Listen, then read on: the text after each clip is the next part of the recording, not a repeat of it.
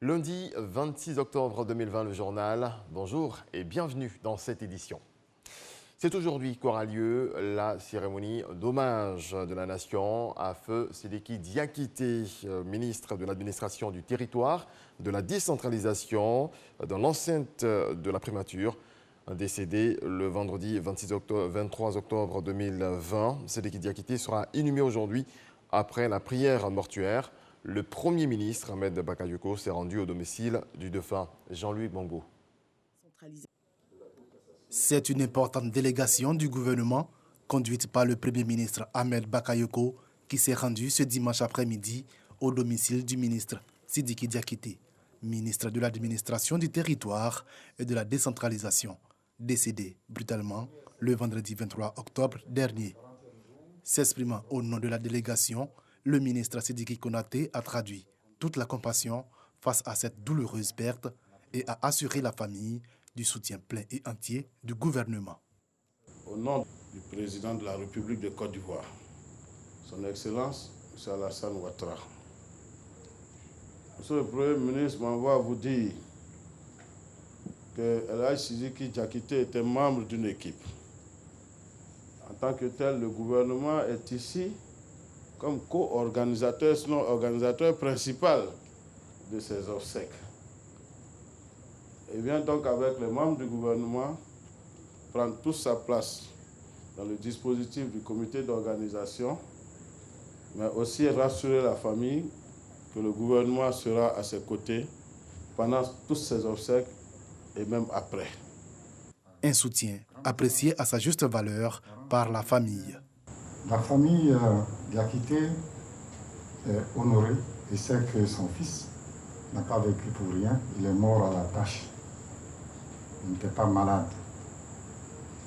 Et nous sommes fiers.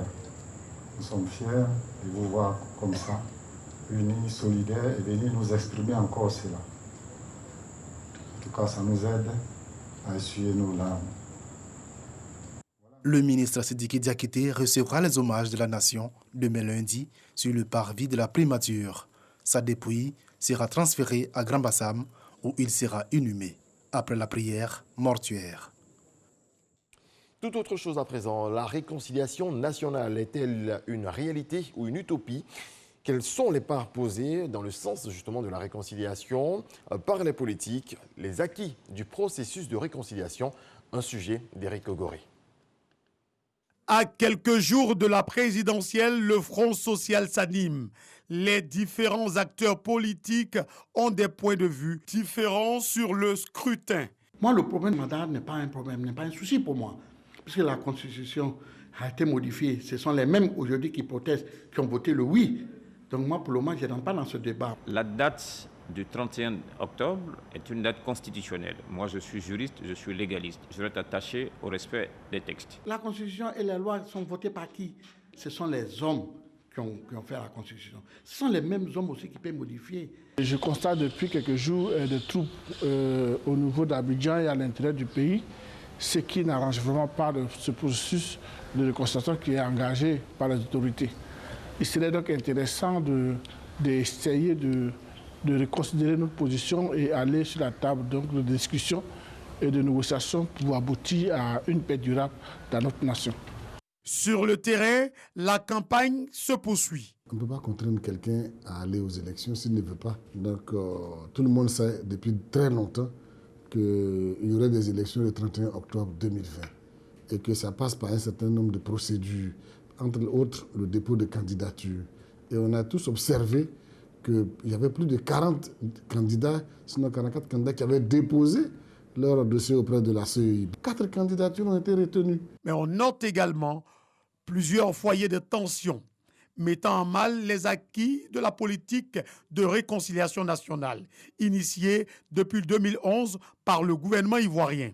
On doit pouvoir taire les querelles individuelles, faire passer l'intérêt du peuple avant toute chose. Les élections pour le 31, c'est prévu déjà par, comment on appelle ça, la Constitution.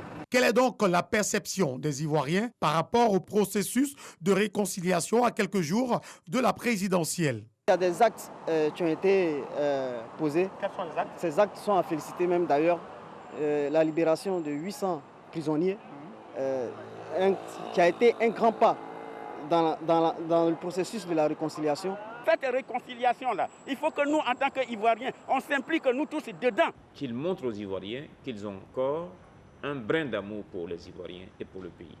Parce que si la Côte d'Ivoire brûle, elle brûlera avec eux.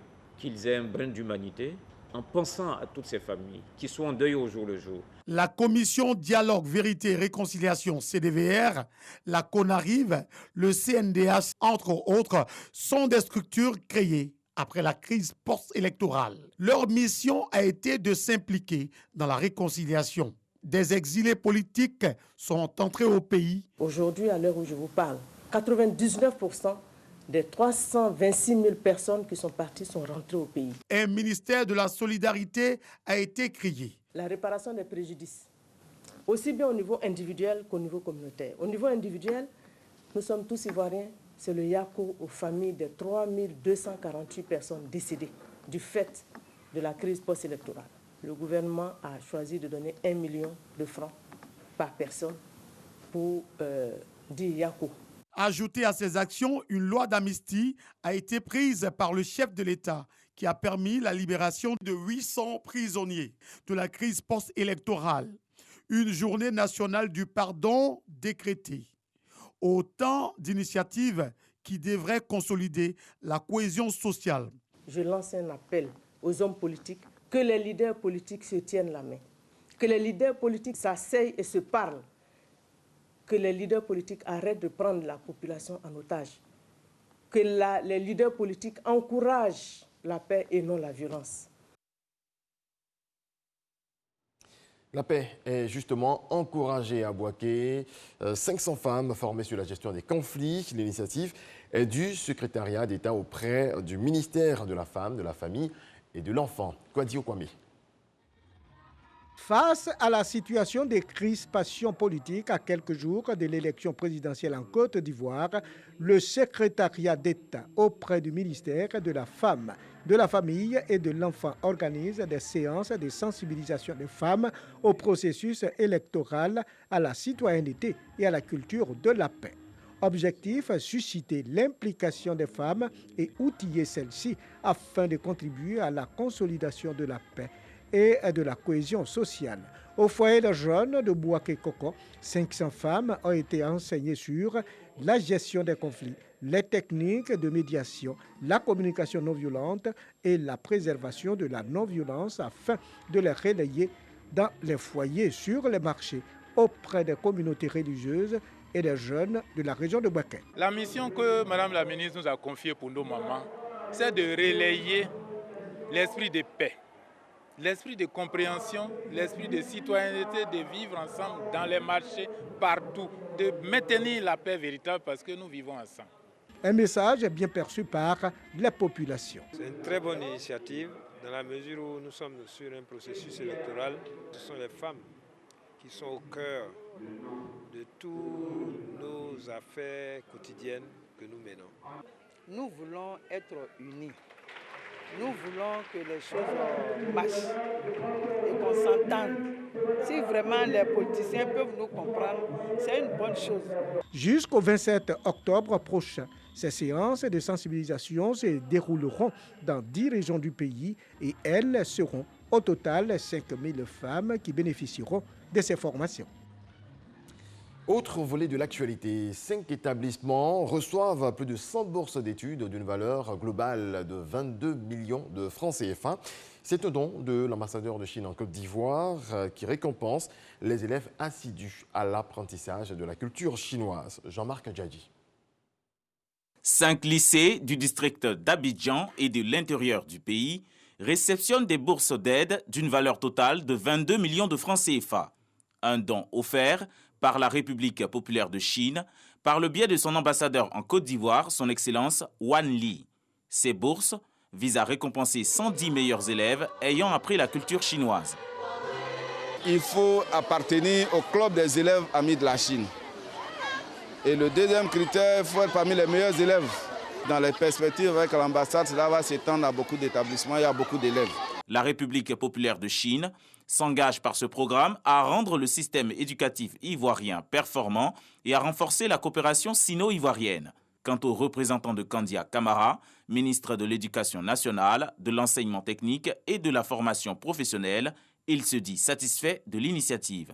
J'espère que ces bourses aideront les élèves à continuer de briller dans leurs études et j'invite tous les jeunes ici présents à poursuivre la recherche de l'excellence, à contribuer au développement de la Côte d'Ivoire et au renforcement de la coopération et de l'amitié sino-ivoirienne. Madame le ministre me charge également de vous traduire en des termes particulièrement choisis sa reconnaissance à la République populaire de Chine, que vous représentez si dignement en Côte d'Ivoire, pour son engagement à nos côtés en vue d'une école ivoirienne performante. En 2019, 3 établissements scolaires ont bénéficié de 30 bourses d'une valeur de 12 millions de francs CFA de la part de la Chine, comptant pour la première édition du projet. Dans le reste de l'actualité en Guinée, au lendemain de la proclamation par la CENI des résultats de l'élection présidentielle qui donne au vainqueur le président sortant, eh bien, le vice-président de l'instance électorale, Bano Sow, qui est issu de l'opposition, a signé une déclaration proposant la reprise partielle au total du scrutin en raison d'un certain nombre d'anomalies. Le rapport des commissaires note une concentration d'anomalies dans la région de la Haute-Guinée, réputée être un fief du pouvoir en place, où certains taux de participation aussi entre 98% et plus de 100%. La France a appelé hier à mettre un terme aux appels au boycott de produits français lancés par plusieurs pays du Moyen-Orient. Ces appels au boycott ainsi que des manifestations ont été lancés dans le monde musulman après de récents propos du président français Emmanuel Macron sur les caricatures représentant le prophète Mahomet. Voilà qui marque la fin de ce rendez-vous de l'actualité. Excellente journée à toutes et à tous. Paix dans vos foyers.